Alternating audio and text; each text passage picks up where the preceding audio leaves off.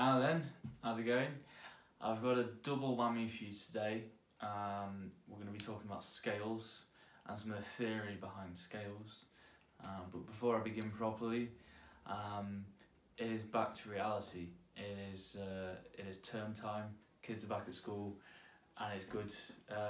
I'm loving it, very busy, seeing some great progress from my students, and got a few new ones as well starting, which is lovely, lots of potential. I had a great holiday, thanks for asking.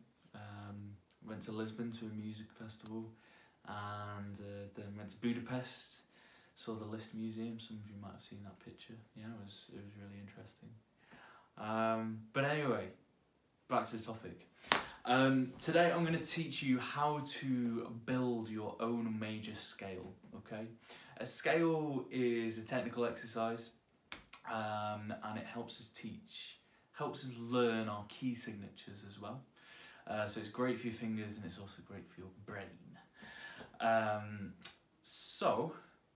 And I'm also then going to tell you the degrees of the scale and what we can call them.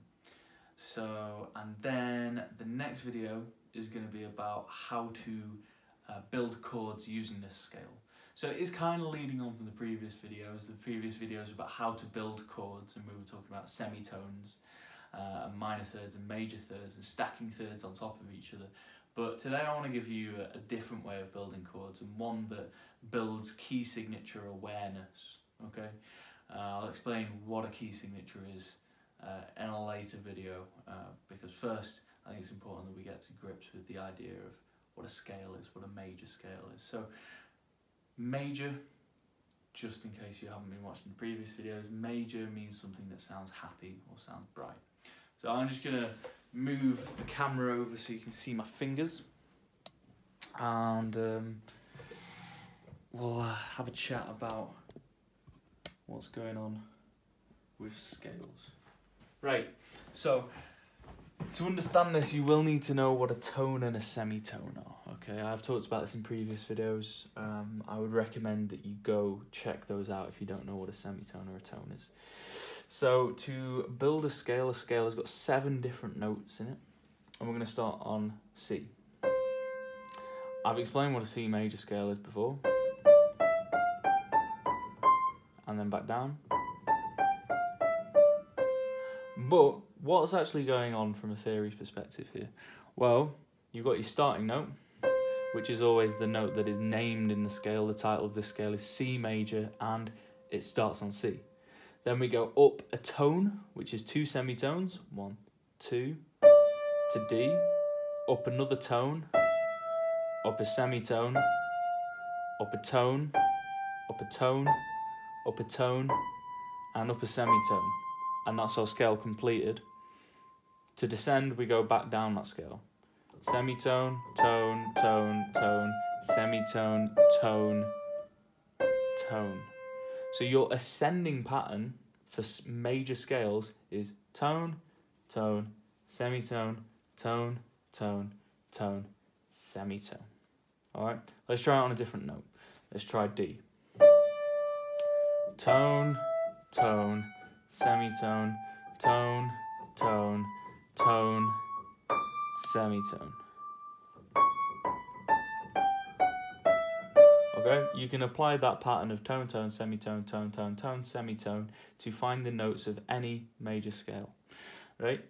What about the degrees of the scale thing that I was talking about? Well, if you want to have a little look at the whiteboard, just check that you can see it okay. Yeah, that looks great. I'll just rub this stuff off from the lesson earlier today. We've got, let's stay in C. We had those notes C, D, E, F, G, A, B, C. And between those notes we had tone, tone, semitone, tone, tone, tone, semitone. Alright? So I'm going to label these numbers. You can refer to them as 1, 2, 3, 4, 5, 6, 7, not 8 because the pattern has repeated itself. So back to the 1 again, okay? If we were to add in a few more octaves, alright, let's say we can add in a second octave, if I can squeeze it in here. This wouldn't be 9, 10, 11, 12, 13, 14, 15. Some of you, if you're already a musician, might say, oh, actually you would, because there is such things as 9th, 11th, 13th, okay, but we'll put that to one side for a second, that's a little bit more advanced. 2, 3, F is 4, G is 5, A is 6, B is 7, and C is always 1. However, if you're a classical musician, you might call these something else, and this is a bit of an Easter egg, this is a bit of a digression, but I like digressions most of the time. In major scales, you might refer to the 1 as the tonic, the 2 as the supertonic, the 3 as the mediant, the 4 as the, let's start using some arrows, subdominant, the 5th as the dominant, the 6th as the submediant,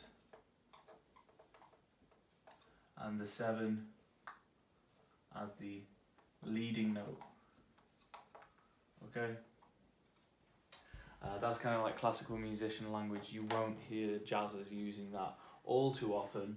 They'll instead use numbers. So these numbers for a scale are universal. Say we've got a D major scale, which goes like this: D, E, F sharp, G, A, B, C sharp, D.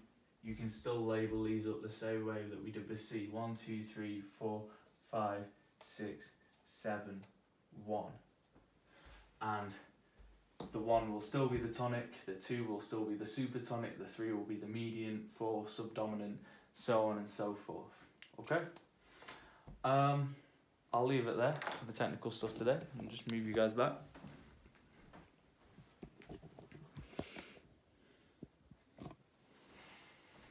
So that was a bit of a foundation today of scale theory. We're going to be talking a bit more about scales in subsequent videos and how they relate to chords and key signatures as well. Really crucial ideas in here. I will leave that for today. I hope you guys have been well and haven't missed me too much when I've been on my holiday. And take care and have a lovely week. See you later.